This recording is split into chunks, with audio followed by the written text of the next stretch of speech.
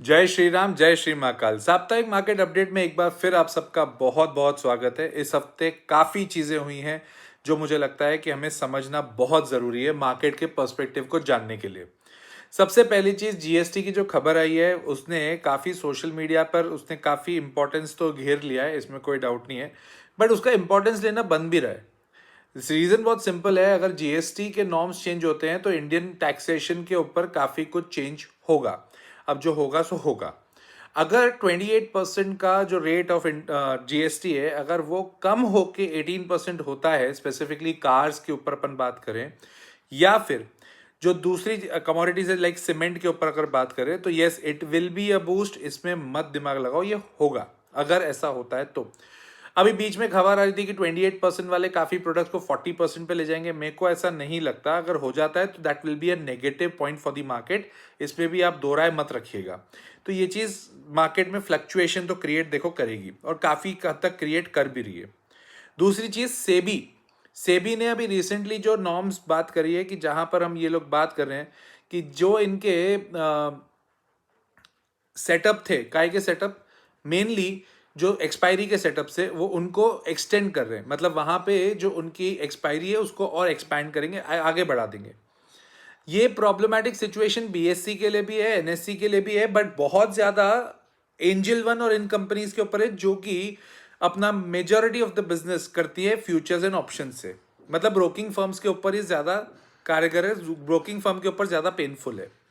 तो ये चीजें हुई हैं।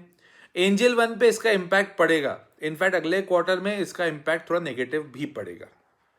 रही बात डोनाल्ड ट्रंप पे आ जाए, क्योंकि डोनाल्ड ट्रंप की चीजें भी काफी चल रही हैं। इनफैक्ट यूक्रेन के ऊपर अभी डोनाल्ड ट्रंप ने आके बोला है, यूक्रेन पे जो मेन विवादास्मक एरिया था, पुतिन से मिलने के बाद डोनाल्ड ट्रंप ने बोला एक काम कर यूक्रेन, तू एक काम कर दे, ये वाला जो एरिया है वो पुतिन को दे दे। ठीक है, अब वो पुतिन को दे दे तू, और उसके बाद में हम तेको नाटो की पूरी वो दे देंगे, सिक्योरिटी दे देंगे। पुतिन ने अभी 2 दिन पहले बोला है कि भाई तू ये तो हमें देगा ही देगा यूक्रेन, भाई तू ये तो हमें देगा ही देगा एरिया, और नाटो भी ज्वाइन नहीं करेगा। मतलब इन शॉर्ट वहां पे वापस अनरेस्ट की सिचुएशन क्रिएट हो रही है। डोनाल्ड ट्रंप साहब को नोबेल प्राइज चाहिए, तो उस चक्कर में हर फटे में अपने टांग अड़ा रहे हैं, और हर जगह जहां पे वेपन्स बेच सकते हैं वहां वेपन्स बेच रहे हैं। 3 दिन पहले की एक खबर एक और है कि डोनाल्ड ट्रंप ने यूक्रेन को बहुत ज्यादा वेपन्स बेचे हैं, करीब 25 लाख करोड़ ऐसा कुछ फिगर है, आई एम नॉट 100% श्योर। वहां पे उन्होंने बहुत ज्यादा क्या बेच दिए, जाके वेपन्स बेच दिए। तो yes there will be a concerning situation, क्यों नहीं होगी। इंडियन डिफेंस कंपनीज के लिए तो होगी ना यार। वहां पे इंडिया बेच सकता था ना अपना माल, अब नहीं बेच पाएगा ना। तो वो एक कंसर्न है जिसके कारण आपने इस हफ्ते, एक रीजन है ये कि जिसमें आपने डिफेंस स्टॉक्स में इस हफ्ते थोड़ी बहुत गिरावट अच्छी खासी इनफैक्ट देखी थी, 2-3 हफ्ते जो भी चल रहे थे। अब इसके बाद में यूक्रेन वाली भी बात हो गई। अभी तक अगर आप देखोगे तो मार्केट से रिलेटेड देखेंगे तो काफी कुछ चीजें पॉजिटिव भी है, काफी कुछ चीजें नेगेटिव भी है। अब लोन का रीपेमेंट की बात कर ले डोनाल्ड ट्रंप की। देखो यार, $36 ट्रिलियन का जब लोन है, उसमें से $9 ट्रिलियन का पेमेंट इनको नवंबर या दिसंबर में करना है। इसके करने के दो ही तरीके हैं, या लोन को एक्सटेंड कर दो। लोन को तुम एक्सटेंड कैसे करोगे? सिंपल एक ही तरीका है कि जेरोम पॉवेल को बोलो कि तू रेट ऑफ इंटरेस्ट कम कर दे। और ये 2 दिन पहले हुआ है, फ्राइडे को ये हुआ है कि जेरोम पॉवेल पूरे मूड में है कि रेट ऑफ इंटरेस्ट कम करेगा। Very positive news for the American market, very positive news. क्योंकि डोनाल्ड ट्रंप और जेरोम पॉवेल ये दोनों पहले कट्टर दुश्मन जैसे एक दूसरे से बात कर रहे थे, लड़ रहे थे। जो जेरोम पॉवेल बोले वो ये नहीं मान रहा है, जो डोनाल्ड ट्रंप बोल रहा है वो जेरोम पॉवेल नहीं मान रहा है। तो ये पंगा इनके बीच में चल रहा था, जो अब थोड़ा सा ईज होते हुए दिख रहा है, which is a very boosting point for US economy. इसके अलावा इनके पास दूसरा ऑप्शन ये था कि लोगों से ट्रेजरी बॉन्ड खरीदवाएं। ट्रेजरी बॉन्ड का पैसा जाएगा यूएस गवर्नमेंट के पास, ठीक है, और ट्रेजरी बॉन्ड का रेट ऑफ इंटरेस्ट है 3%। कौन डालेगा 3% साल में यार? कौन डालेगा पैसा उधर? 3% पर एनम कौन डालेगा पैसा? कोई नहीं डाल रहा। क्यों? अरे हमारा म्यूचुअल फंड ही ले लो। अरे हम एक दिन डिफेंस में थोड़ा सा पैसा क्या डाल देते, तुम 1-2 दिन के अंदर ही हमारा 10% बढ़ जाता है। कहां डालेंगे हम 3% पे? तो उसके लिए मार्केट क्रैश होना जरूरी है। अगर क्रैश नहीं होगा तो कोई बहुत ज्यादा दिक्कत है नहीं। ठीक है, अब क्योंकि जेरोम पावेल साहब शांति से बैठ गए तो अब मेरे को क्रैश होते हुए भी मार्केट दिख नहीं रहा। बट ये ध्यान रखिएगा, फ्लक्चुएशंस बहुत ज्यादा होंगे। अगले 1-1.5 हफ्ते में काफ़ी फ्लक्चुएशन होगी। जीएसटी की खबर भी है, डोनाल्ड ट्रंप और लोन के रीपेमेंट की भी है, और सेबी वाली बातें भी है। फ्लक्चुएशंस बहुत ज़्यादा होंगे। हमें क्या करना है, हम तो बाय ऑन डिप्स लेके बैठेंगे, अपने लेवल्स को ध्यान देंगे। हाँ, निफ्टी का लेवल अगर 24,700 टूटता है तो दिक्कत आएगी, और वो दिक्कत जा सकती है 24,000 तक, मतलब 2-3% निफ्टी में दिक्कत हो सकती है। ठीक है ना? तो आप अपने स्टॉप लॉसेस स्टॉक्स के वो प्रॉपर रखना। फ्लक्चुएशंस मिलेंगे और बहुत ज़्यादा मिलेंगे, क्योंकि बहुत बड़ी बड़ी न्यूज़ हैं ये। उसके अलावा हमारी बेचारी वोडाफोन आइडिया, वो बेचारे के ऊपर फिर एक बार गवर्नमेंट ने तरस खाया है और बोला है कि जो तुम्हारा एजीआर का ड्यू है ना 83,400 करोड़ का, उसको एक बार वापस सोचते हैं, देखें, कुछ करते हैं, कुछ व्यवस्था करते हैं, ऐसा अब गवर्नमेंट ने बोला तो है। भाई अगर ऐसा होता है ना तो बहुत पॉजिटिव हो जाएगा वोडाफोन आइडिया के लिए। बट इतिहास गवाह रहा है कि वोडाफोन आइडिया के साथ ऐसा 2-3 बार हुआ है।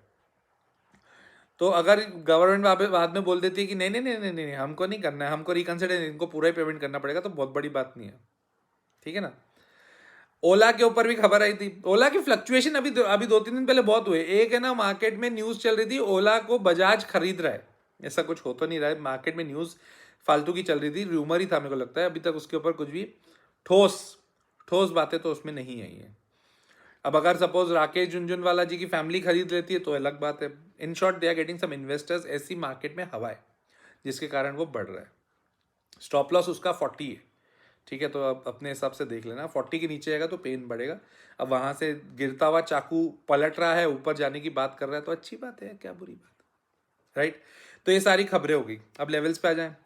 निफ्टी की अपन बात करते हैं, 24,700 के नीचे जाएगा, पेन बढ़ेगा। अगर वहां से नहीं जाता है तो बढ़ने की उम्मीद है। जिस हिसाब से गिफ्ट निफ्टी दिखा रहा है उस हिसाब से बढ़ने की उम्मीद है।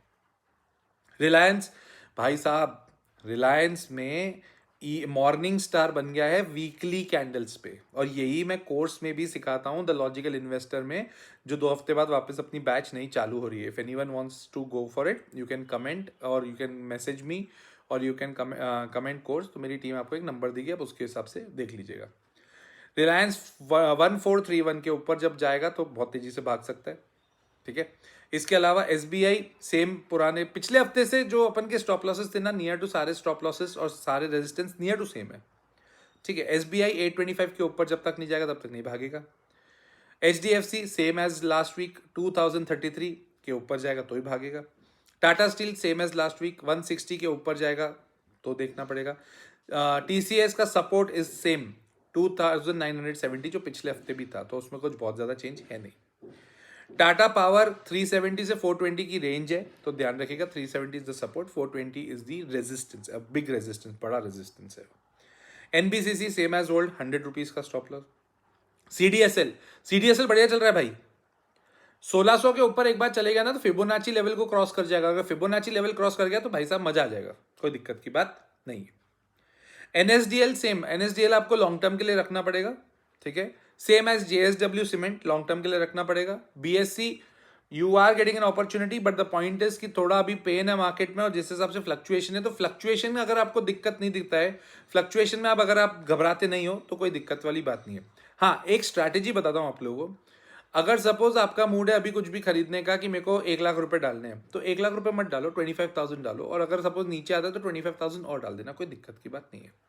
मतलब in short what I am trying to tell you is, pieces में इन्वेस्ट करो तो ज्यादा बेटर है, मतलब टुकड़े टुकड़े में इन्वेस्ट करो, मजा भी आएगा।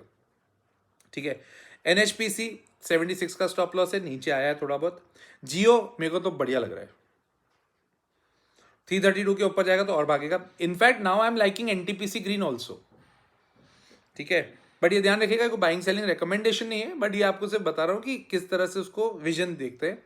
एनटीपीसी का मैं आपको लॉजिक बता देता हूँ। एनटीपीसी ग्रीन इस साल मोस्ट प्रोबेबली अपनी कैपेसिटी बढ़ाएगी, तो जब इतनी हल्की कैपेसिटी के ऊपर इसका काफी इतना अच्छा वैल्यूएशन था, तो बड़ी हुई कैपेसिटी पे तो तुम सोचो कहाँ तक जाएगा। इस हिसाब से बस वही फंडा है। जोमैटो जैसा चल रहा है चलने दो, कोई दिक्कत की बात नहीं है। अपन डिफेंस पे आ जाए, Mazagaon 2600 same as last week, वहां से पलट रहा है, और अगर यहाँ से मार्केट में रिवर्सल आता है तो इन सब कंपनीज में अच्छा खासा रिवर्सल आएगा। भारत इलेक्ट्रॉनिक्स 380 के ऊपर जब तक नहीं आएगा तब तक तेज नहीं होगा, 380 का रेजिस्टेंस है, it has to cross 380 then. Hindustan Aeronautics Limited 4200 से 4750 की अब रेंज बन गई है, उसके बीच में ट्रैवल कर रहा है, अब वो देख लीजिएगा। GRSE 2500 का स्टॉप लॉस हो जाएगा, कोचिन शिपयार्ड 1600 का स्टॉप लॉस हो जाएगा, पारस डिफेंस मॉर्निंग स्टार बना है, और ये वाले पैटर्न देखो सीखने पड़ेंगे, अगर अदरवाइज तो आप हर बार डिपेंडेंसी में रहोगे, आपको अगर सीखना है तो ये वाली चीज़ें करनी पड़ेंगी। पारस डिफेंस का 600 रुपये का मॉर्निंग स्टार का स्टॉप लॉस है।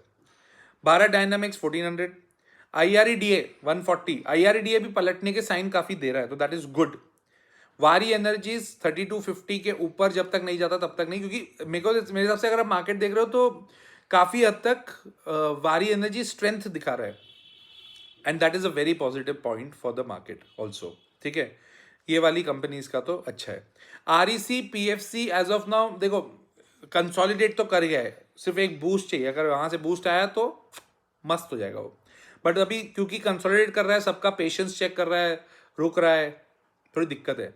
BSC is always buy on dips, but अभी BSC के ऊपर बस यही प्रॉब्लम है, मैंने अभी बोला ना, if you want to go for it, go for bits and pieces, मतलब कि इन द सेंस कि आप उसको टुकड़े टुकड़े मिलो तो ठीक है, ठीक है ना।